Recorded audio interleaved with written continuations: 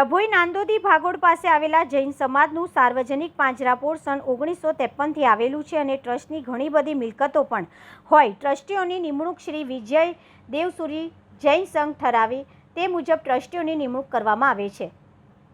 આ ટ્રસ્ટમાં 4 થી 5 રાષ્ટ્રીય યુક્ત બેંકોના ખાતા પણ આવેલા છે. જૈન સમાજના 5 જેટલા ઈસમો એકબીજાના મેળા પીપળાથી પૂર્વ આયોજિત કાવતરું કરીને હડપી જવા તથા નાણાં પડાવવા સારું ખોટા અને કિંમતી બનાવટી દસ્તાવેજ ઊભા કરી અને પોતે પ્રમુખ, સેક્રેટરી, ટ્રેઝર અને ટ્રસ્ટી તરીકેની સરકારી કચેરીમાં ઉપયોગ કરતા ભેગા મળી ગુનાહિત કાવતરું રચતા 5 વિરોધી ડભોઈ પોલીસમાં ટ્રસ્ટી દ્વારા ફરિયાદ નોંધાતા જૈન સમાજમાં ચકચાર મચી જવા પામી છે.